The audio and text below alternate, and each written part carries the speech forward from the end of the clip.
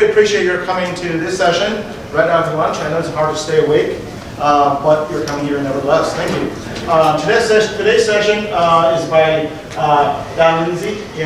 His intro is right here. Very experienced. He's kind of a jack of all trades, I guess. QAD and IT management. The topic is, I think, is very interesting. Talking about the security on QAD. I mean, we're engaged on a project with QUS too. So it's the auditors will go after you if you have issues with SOD, with AT application, and security audit trail. There's a lot of good stuff that will go with you. So that'd be great. And a little housekeeping. Please make sure you get your phone put the silence mode when you're up to the speaking. And secondly, please fill the evaluation form by the end of the session. I'll be here at the end of the door and collect them. So and that will be done. Thank you. Thanks, appreciate it. So how is everybody doing this afternoon? A good 2023. Tomorrow should be interesting.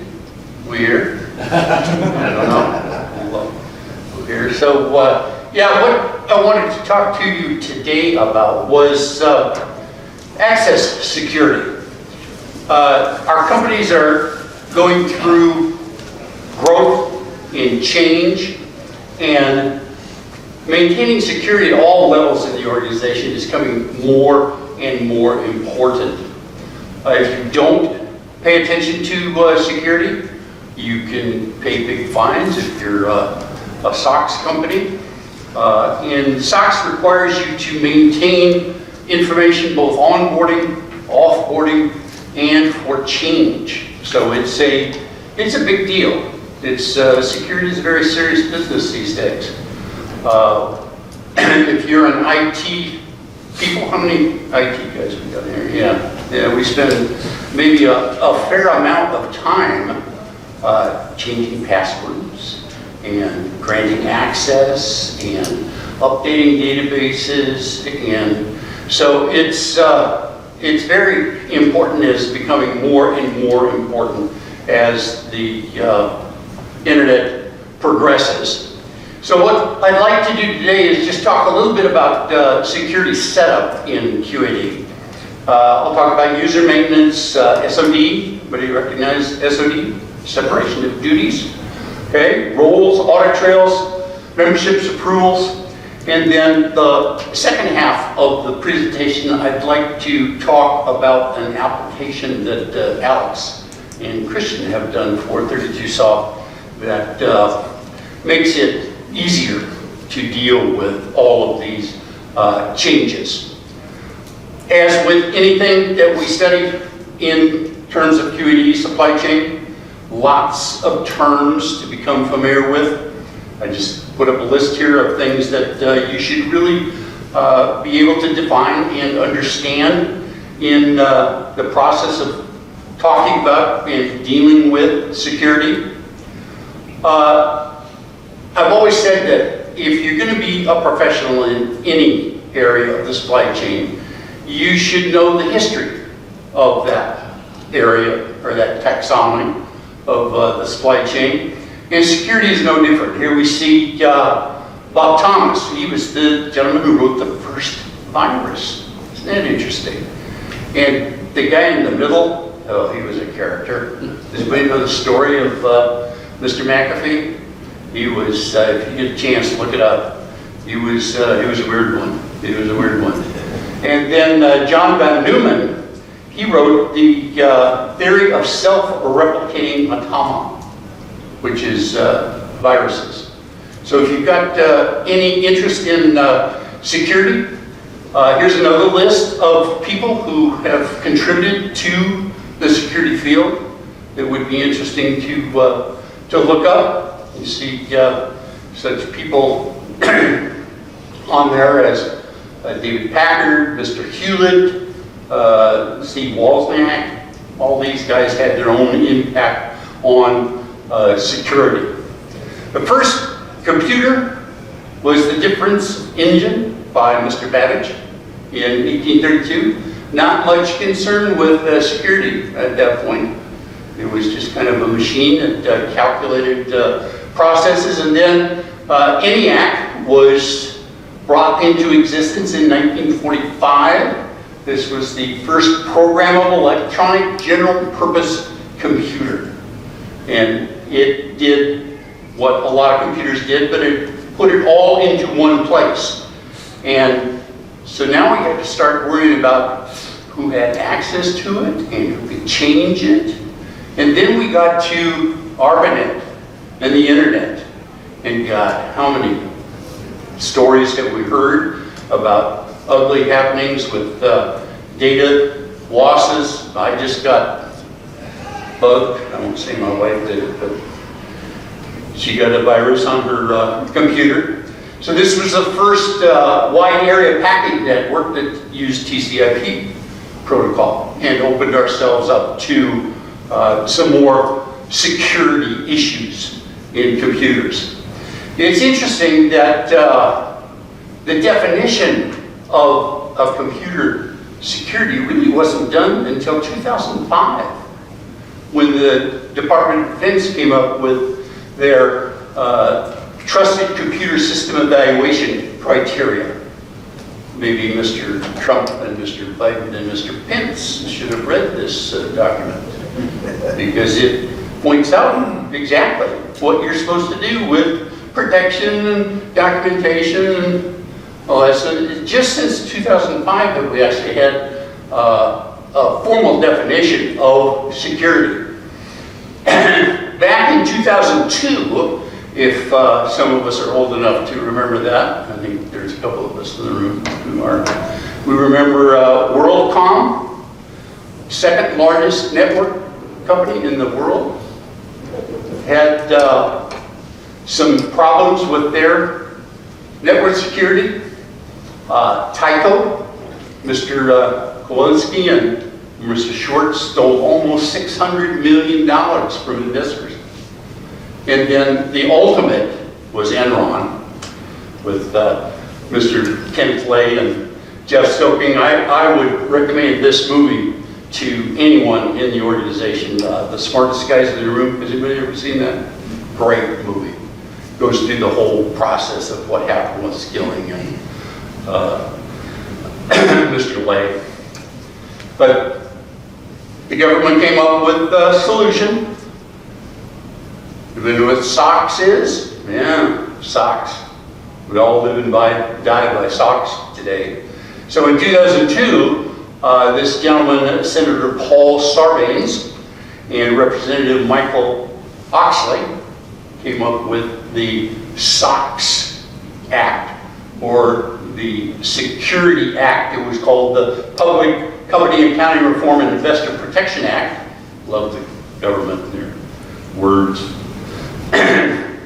So this was intended to guard against the WorldComs and the Enrons and the Tycos of the world. It consists of basically 6 acts. There's disclosure controls. There is how to influence, or the improper influence, of audits. There's a section on disclosure of periodic reports. How are you going to report your security? There's access of internal controls, criminal penalties for influencing U.S. agency investigations and proper administration. Again, maybe some of our government officials ought to have read that particular section. And then civil actions that protects against retaliation. Heard a lot about retaliation in the last couple of years.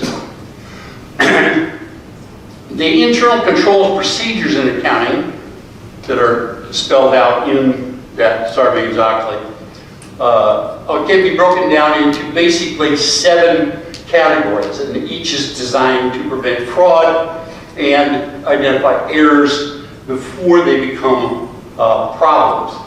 The first is called separation of duties, and we'll cover a little bit about that in terms of how QAD does separation of duties.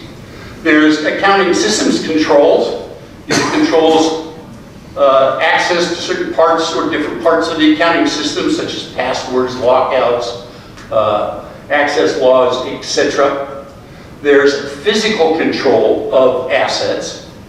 Again, Mar-a-Lago, and where does Mr. Biden live? Up in Delaware. They found some stuff in their garages and in boxes. There's the idea of having standardized documents. This contributes to better controls. If you're always dealing with the same kind of access, again, not to talk about my wife, but sometimes she doesn't write things down in the same way that she ought to every time she spends money. It makes it confusing for me when I try to do the taxes. So standardized financial documents, trial balances, weekly, daily trial balances help contribute to control of the accounting data. Periodic reconciliations in the accounting systems so that you're always looking at possible security issues in the organization, and then approval authority. And we'll talk a little bit about audit trails and some of the things that QAD has in place to help with the authority and approval matrix. Everybody should have a list of all of the documents that need to be secured in terms of both security and program development, change management. You need to know what got changed, how it got changed, who changed it, why they changed it, and in terms of computer operations. These policies and procedures must be reviewed and updated at least on an annual basis, according to the SOX documentation. So if you've got a list of categories, your documents, off you do it, and internal, that should be in the possession of the IT manager, if not the CFO, so that you have a good feel for what is required in terms of the security. Computer security, cybersecurity, or technology security, is protection of computer systems and networks from attack by malicious actors. This can include unauthorized information disclosure, theft, damage to hardware, software, data, or disruption or misdirection of services they provide. For those of us who have been in the supply chain for a couple of years, we all know what CPIM is, Certified Production Inventory Management. That's the supply chain certification. Well, there's also, in terms of, and my little brother used to have this, the CISSP, Certified Information System Security Professional. As of 2022, there were about 152,000 people in the world who had or have the CISS. Anybody in the room have CISS? Just curious. The security control in QAD starts off with the 36.3.24. And you heard that, you might have heard Gary and I talking about menus in QAD for those of us who are old, and we still use 1.4.1, 5.7, 3.6.1, yeah. Those don't exist anymore in the AUX environment, but some of us remember those. So you need to go through and you need to analyze and look at each one of these elements. Timeout in minutes, maximum access failures, reason codes. And these should be reviewed again, at least on a annual basis, and documented as to why you picked those values and what they are intended to do. You can also use 36.3.13.8, the site security maintenance, so you can set site security. Does anybody have multiple sites in here? Some of us have multiple sites.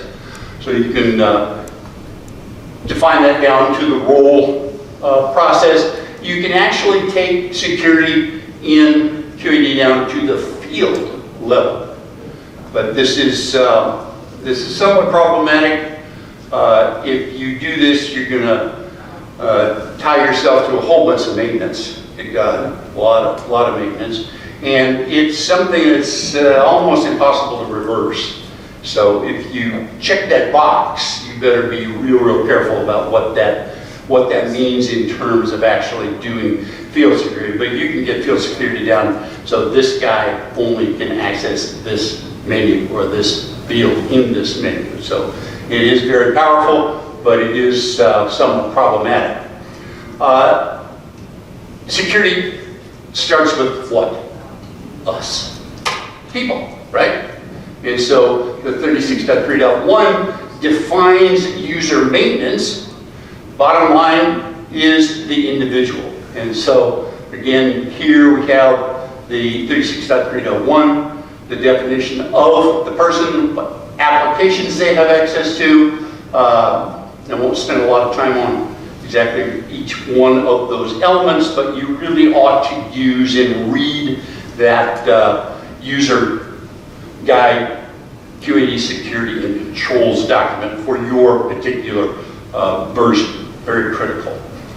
Password maintenance, until we get to the point where we're staring into a camera for our eyeball configuration, passwords are basically the way we're going to control it. So you need to use 36.3.3. This is password policy, frequency, schemas, reuse, how often. That needs to be defined, and you should have that also documented in your SOX processes. You can also use 36.3.7, update restrictions. This allows you to enforce additional security for transfers, purchase orders, sales orders, distribution, and some services support functionality. But you can do additional restrictions on those types of transactions.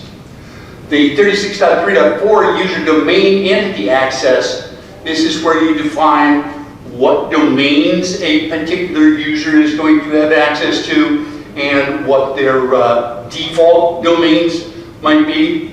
And so you can define that down to, again, to the user. Before you start any security definition, you really need to sit down and draw it out. You really need to list out what and who and how and when each person needs to have access to what information. Users to roles to menus via permissions to membership. So you need to know all of them, all the menus in QAD, and I think there's about 6,000 now. So you need to know what all those are. We'll talk a little bit about roles and categories, but you need to tie all 4 of those elements together to define how your security works in your organization. And I've worked with companies where they all have Ernst Young, and they've all got different tweaks, because this group of Ernst Young interprets SOX a little bit different than this, and so you really have to understand how your company works with your audit organization in terms of your organization and who and how those are going to be affected. So we create roles in QAD. A role is a logical subset of an activity that describes a user's business functions or set of responsibilities within the enterprise. So they can be a whole lot of different things. You can see here that here's just a common list of roles that might be used in QAD. Here's probably my favorite, super user. Get access to everything.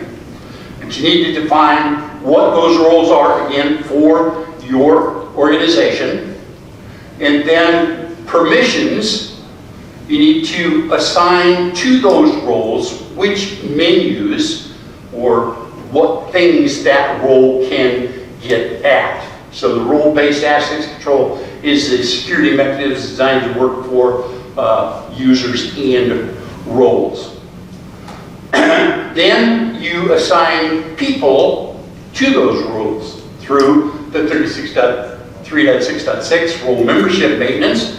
And so here you can take the individual user and make sure that he is assigned to particular roles within your organization.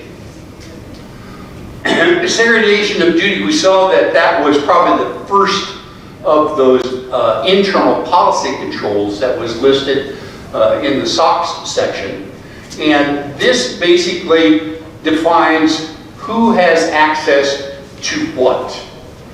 Now, just out of curiosity, how many have SOX implemented, or SOD implemented? Okay, a few of you have SOD. This addresses how the users are going to be able to interface with the system. There is elevated access security that's needed on things like ERP, 401k processes, payroll, that kind of stuff.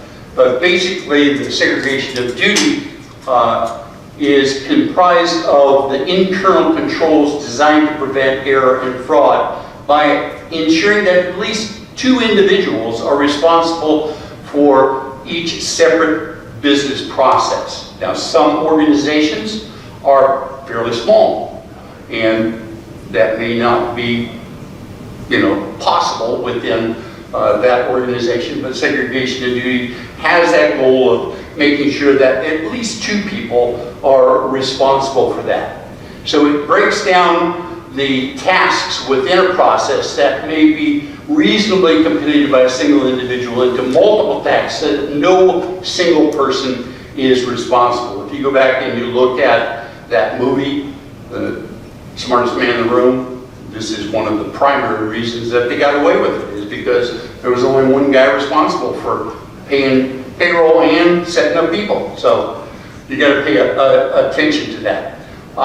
It improves security, but it can negatively impact business efficiency if in fact you have that. Now there are mechanisms within the QAD segregation of duty that you can use for that. And you should also, SOX or SOD doesn't need to be applied to everything in the organization. It can't be just applied to the most vulnerable or mission critical elements of the system. Auditors are concerned with the SOD categories, are roles assigned appropriately and conflicts defined, policy exceptions in those cases where there might be somebody who has to have a role that would be for 2. Non-system mitigating controls are sufficient to overcome policy exceptions. Those need to be documented. And there needs to be a user provisioning process that defines onboarding, offboarding, and access. I believe Carlos from Sunday is going to give a presentation, I think later today, on onboarding, if you might be interested in that. Oh, there we go. There's 5 main functions within the QAD SOD process. Role permission maintain, membership maintain, the exclusions from SOD, and policy exceptions, either create, modify, or delete. And then there's also a import-export function and the SOD configuration. Here's a brief flow chart of the setup of segregation of duties. If anybody has not done that, this is how you would go about doing that. In the SOD configuration, 36.3.27.14 SOD configuration, this little box right here is real important, because if you click that, then it implements SOD even instantaneously, and you can't maybe do what you want to do. So the recommendation is that you set up your SOD process and don't go ahead and do that yet until you're positive that you've got that SOD process implemented. I did this at 2 companies, and I can speak from experience that is a very important little box. That one right there is SOD active. You need to create categories, SOD categories, and you can see here that there's a list, and there are standard lists for SOD categories that you can get off the website or off the internet. maybe you want a category for costing, and so you just set that up, make sure that it's defined in the SOD matrix, and you've also got this 36.3.27.1.5 SOD category, Excel integration. Anybody knows Excel integration? Yeah, it's tough, but it does help, because if you don't set it up properly, and it's easier to do that in Excel, God forbid I'd say that, but it's easier to do it in Excel and then bring it into QAD and have the system run it. Then you have the SOD category membership maintenance that you define in 36.3.27.4. And then in the policy exception, this allows users access to SOD categories that are not compatible under SOD policy. And so you can define for example, a user might have both supplier creation and purchase order maintenance. As far as SOX is concerned, that's a no-no, but if you want to define that as a policy exception for your organization, you can use this 36.3.27.2.1. The SOD role exclusion, this is the highest level of SOD policy exception, and should be used very carefully, but this will allow a user to override the SOD policies. The first thing that an auditor is going to ask you when he comes in for a SOX audit is, show me the violations. And so QAD has created this nice little 3.26.27.9 SOD violation report, and if you run this, you hand it to the auditors, they'll probably be happy. So they've got a list of that. There also is this SOD log viewer, and this lets you look at a log of all the changes that have impacted the segregation of duty rules over time. So this is another very, very handy report that you can use with that audit process. And then, as I mentioned, there's an SOD import-export.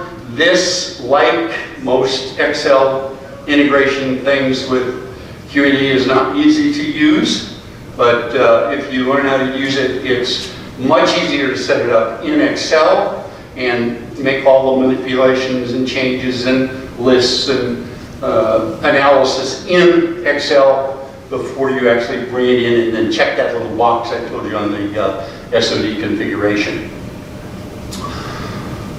CFR, 21 CFR Part 11, mandates that users be held accountable for their actions. Oh my God, it's that radical. Well, you can hold these people responsible. Users must not be able to reasonably deny their responsibility for actions attributed to their log-on account. And so tracking changes are designed to remove this potential for user denial of activities. That's why we say don't give your password to somebody else, because if the system gets screwed up, then you get blamed. So enhanced controls of the Code of Federal Regulations, Part 11, electronic records and electronic signatures. I'm not going to spend a lot of time on electronic signatures. It's a big, huge application within QAD. I'm going to do a monthly webinar for Alex later this year on electronic signatures, but it is a very effective way to control who does what and see if it was approved prior to the actual execution of a particular transaction. So audit trails is the process of evaluating an organization's practices of safeguarding information from loss, damage, unintended disclosure, and denial of availability. The typical audit record includes information that helps you identify who made the change. You want to know who did it and their logon was correct.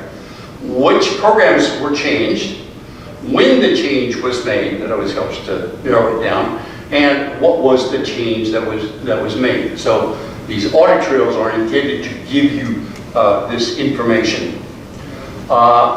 the 36.1.12.13 audit trail setup menu. Okay, this provides a comprehensive and tamper-proof evidence history of all transactions that have taken place within the system, such as logins, file access, change, and deletions. And so you need to understand how to do that. The first step in the process is to take the 36.12.13.11 audit database and set up a database that is going to receive all of these changes, because depending on how you set up the audit trails, that can generate a huge amount of data very, very quickly, depending on what you choose and what you want to be traced from audit trails. So you typically have to have a separate database. You guys are mostly IT guys, so you should be able to set up those additional databases. And then you use the 36.12.13.5 audit configuration maintenance. And here you're going to audit the standard QAD database, and you're going to select a pattern, actually a table, to be audited and then export all of the audit transactions to that additional database. Here's a quick list that I usually use for audit trails: address master, customer master, item master, inventory, product structure. This is just an example. You need to decide which tables you're going to audit in that audit process, and you need to be fairly consistent. If you use the entity diagrams, I'm sure most of you are familiar with the entity diagrams to understand what is going to be affected by those transactions. And then you need to consider, and I've seen this happen, you know, finance wants to look at this, who changed this field? And then nobody ever looks at it. But there's, you know, 15 gigabytes of data in the database that are there, and getting rid of it again is a little bit tricky. So if it'll be changed, who's going to review it? The size of the data in the tables, that's key, because those audit database tables can be very, very quickly a lot bigger than you thought they were going to be. But again, it helps with that SOX process. So you simply select which one of those you want. Here's a list of documents. You can review this from the papers or the presentations that Scott's going to put out on the MWUG website. Those are helpful. And then the second part, we've talked about some of the tools and some of the requirements for security setup, from users to roles to maintenance to SOD to audit trails. Talk about electronic signatures later. A lot of organizations have multiple manufacturing and distribution centers in multiple ERP production databases, and constantly busy changing. I talked to a couple of guys from TS Tech, and they said they were just swamped all the time. You refresh your test database once every week, and you got to test this, but this guy doesn't have access. You can go in and change that, and somebody used their password too often and spelled it wrong, and you got to go in. So there's lots of that process. But we must ensure that all of these requests for changes, according to SOX, are duly approved by management and executed accurately and expeditiously and reported to regulating agencies such as your audit firms. So, what do? Luckily, 32Soft has developed what they call the QAD Security Access Management. I'll walk you through just a little bit of that process. So, it makes quick work of processes involved in keeping your accurate data secure. The QUS system is a single place where IT staff and manage all QAD user requests across multiple production and test environments. So it's a kind of a cool process. It's intended primarily for IT people. It's not intended for users. Users do, in fact, participate because they get user IDs and new passwords and that kind of thing. But primarily, it's IT personnel, auditors, functional approvers, plant management, and the segregation of duty administrators.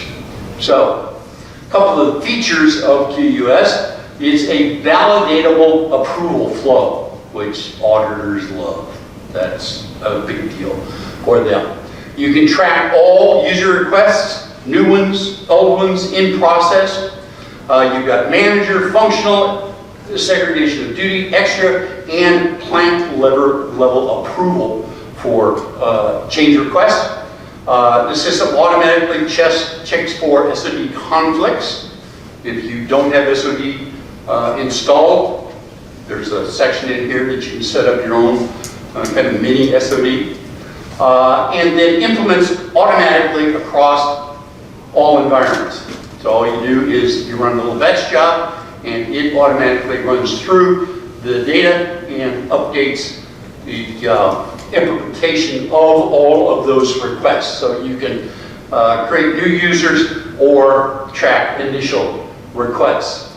So here's a little flow chart as to how you, first of all, put in request details. Then you route to a manager who is defined in the system. The manager and site functional approvers approve it. It asks, is SOD required? And it runs through those. And finally, the SOD process is approved. There's also an extra required approver, if required, if you need to have some sort of extra kind of security access. And then once that's all approved, it goes into a ready to implement stage. So it's very straightforward. You can also reactivate requests if you make a mistake or guy leaves and then he gets rehired. I've seen that happen a lot of times. There's a reactivation process. So you, as with any QAD process, there's a fair amount of setup. You have to define site connections. If you've got multiple sites and multiple domains, there are setup options. You define users, roles, security groups. This is where the rubber meets the road, right here in security groups. You can define SOD if you don't already have SOD implemented, define extras, and define approvers. So there's a fair amount of setup. Here's the control mechanism. You've got timeout departments, approval emailers, email, SOD, etc. So that Christian just decided to name this 9.24. You could name it anything you wanted to, but that would be the control mechanism. And then you define your sites. You can have as many sites as you want. I've seen upwards of 20 sites defined in this. You could have one site and it would work just as well. And then you go in and you define users for this, and typically the user ID is going to be AD, the Active Directory interface, and it also will create a QAD ID for the system. So you've got display name, first, last, company, department, mobile, who their manager is, email, etc. So a dump from the AD program runs in batch every night or every minute or hour to dump new AD users into the QUS process. This is a report of all the users created by QUS, and you can imagine if you've got 1,500 users and you get 20 sites, that's a lot of data. So this system helps you keep track of that, and then you define roles, QUS role maintenance, and again, very similar to the SOD roles or roles in user maintenance, and this simply gives you the user ID and which role they're associated with. You can also have alternates, so you've got somebody on vacation or some other circumstance that needs to be approached, then you can have that QAD role maintenance. And then the security groups, this pretty much defines how you're going to process this. And this would require pretty much an implementation meeting with 32 South, Christian, whoever, Nancy, to help define those security groups and how they are processed. And then you can, this is the QUS exceptions maintenance. So if you find that role, don't use it. If you want, that's the department role, here's extras. So you go through a system or a sit down to define those exceptions to those rules. And then this report gives you that list. So you can go down and keep track of what those rules are, either inclusion or exclusion or a combination of those two. So this helps ensure SOX compliant and audit reporting requirements. So as I said, if your organization doesn't have standard segregation of duties, and I only saw about 3 or 4 hands go up, so most of us don't have segregation of duty. Christian has it, so you can pretty much define your own segregation of duty rules, kind of a mini SOD if you want. And so the process is you log in with your user ID and your password, okay?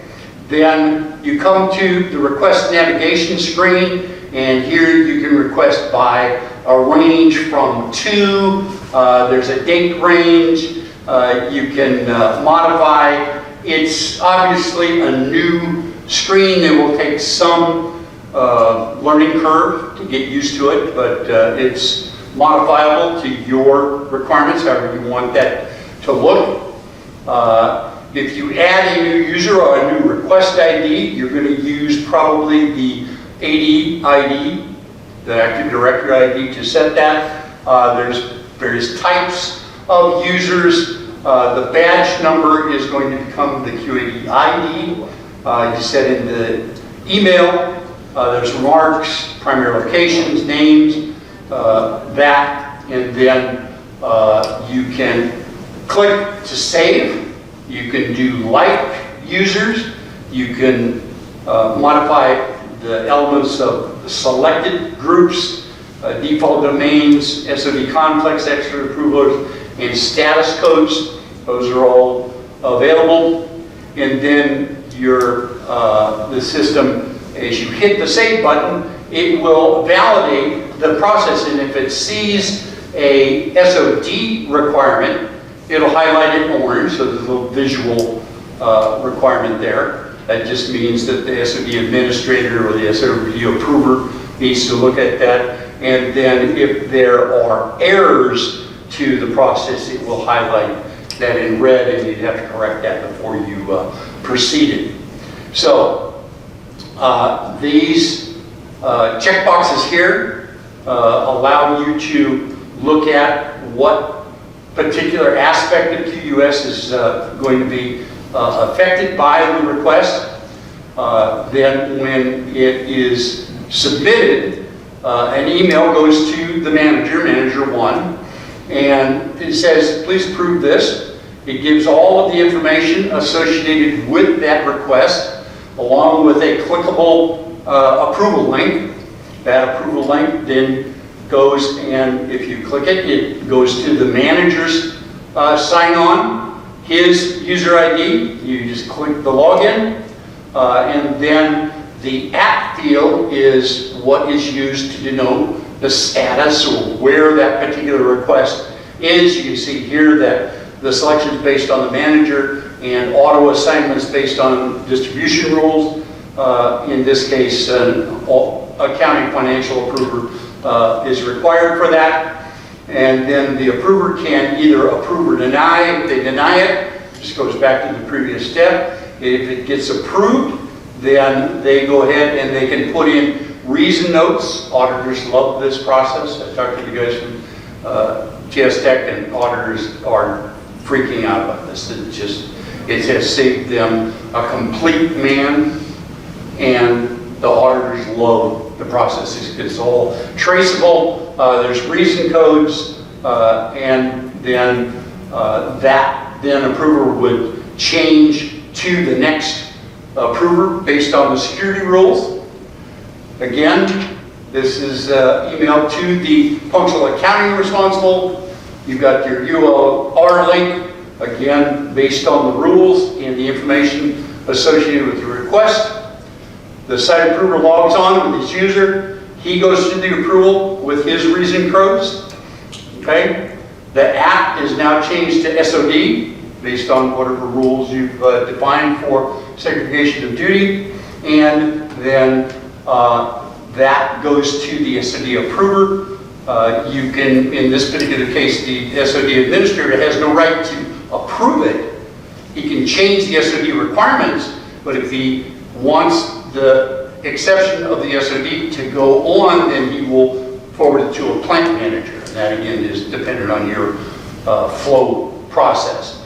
So SOD logs on. In this case, he can't approve it, so he either changes the request or forwards it to the plant manager. Plant manager responsible for the process. If the SOD conflict is resolved, then you can, now the request is moved to extra. If you've got an extra process, if the rules demand that multiple sites be notified, both sites and functional approvers will deny or approve the request and the system correctly emails to all participants. This is what TS Tech says is a great process. So it connects to the extra approver. Extra approver can approve or deny. They can write in their approvals and reasons, and they see all the previous reasons and explanations for the process. Then now it shows at blank and extra approver and plant approver. It is now ready for implementation. So you can either run the implementation job in a batch, or you can run it manual. Depends on how you want to do that. The job goes through all sites and runs implementation routines based on the batch files defined for the updates. The approval notification then goes and is sent to the QAD user. And this tells the user what his QAD ID is, and he can now log into the system. The process gives you the account created email. There's also an implementation log that shows exactly what has happened and the detailed information for all the requests. So this satisfies the requirements for the SOX auditors that they've got visibility of all that activity. So you can re-implement if you want. Once any issue is fixed, the request can be re-implemented. And you just are asked the question, you want to re-implement this? Yes, and that batch process will go back and redo that. So it changes it to a re-implement, and then you just process it. So 32Soft has developed this QAD User Security Management System, makes quick work of the process involved. As you've all been through it, it's a huge problem. Spend a lot of your day just fixing passwords and fixing requests. This automates that whole process. It gives a single place where IT staff can manage all user requests across multiple production and test environments. So if you've got 4 test environments, you can set it all up, and it all does it automatically. So what have we talked about? Well, we've talked about SOX. We've covered role expansions, a little bit about audit trails, talked about segregation of duties, whether you want to do that or not, security user definitions, and then this new QUS application. So build your security acumen. Learn more about security, SOX, audit roles, responsibilities. It's a huge issue these days. We all, especially in IT and finance, we need to understand security and what that means, because otherwise we'll go to jail like some government. Fine, go to jail. But there's lots of bases. There's the forum, the QA knowledge base, document library. The forums give you, there's a specific user forum group for security. Great place for information. Both the West Coast user group, Midwest user group, and Southeast user group have great resource boards and discussion boards that can give you access to this. There's the knowledge base. I hope all of you go on the knowledge base at least once a day. There's good stuff out there. And then the document library. I'm here at least 5 times a day. Look it up. Documents, user guides, control, all the documents that you'd ever want are out there on the system. And then you have the Learning Center, which is available to you that you can use. We've set up, with the help of Kathy, we've got a URL page for security, so you can go to the 362Soft website, just click one of these subject matters that might interest you, and it'll take you directly to a website on the internet. Just a quick word about the data loaders that Alex and his team has developed. You can get a whole lot of information into QAD real quickly. It downloads data into an Excel format. Everybody loves Excel. Easy to use, easy to get up. 60-day trial period for free, so you can make it work, show your boss. Didn't cost you a penny. And Alex, Nancy, Christian, Elena, always there to help. And it runs with all SEENAUX versions of QAD. So if you've got any questions, let me know. If not,